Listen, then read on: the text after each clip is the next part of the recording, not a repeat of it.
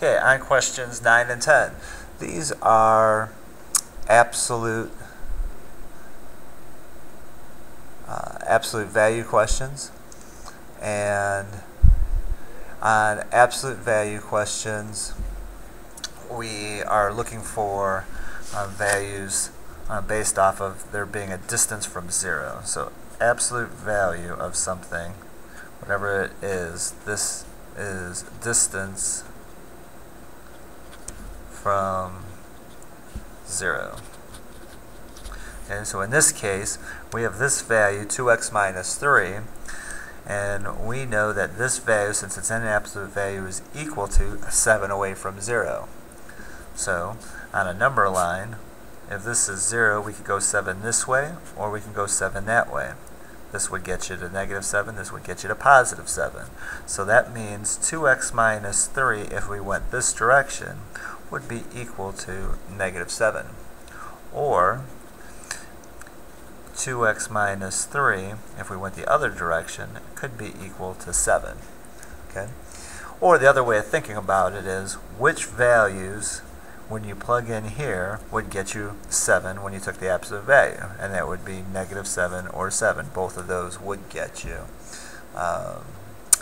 7 as a result. So now you have two equations, you just need to solve them. So that means this is 2x equals, add 3, since we're subtracting here, you add. So add 3 to negative 7, that's negative 4. So then x equals, divide by 2, you get negative 2. So here's your one answer.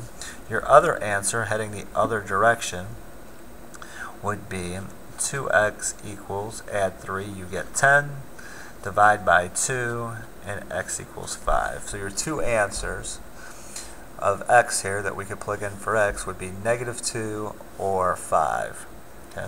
And you can verify those. You could plug it in, absolute value of 2 times negative 2 minus 3. Well, this would get you negative 4 minus 3, that's negative 7, which obviously equals 7. And then you could do the same thing with the 5 if you wanted. This is 2 times 5 minus 3. Well, this is 10 minus 3, which is the absolute value of 7, which is 7. Okay? So here are your two answers.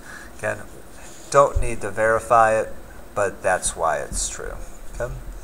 On number 10, here, notice that the absolute value is not by itself yet. Okay?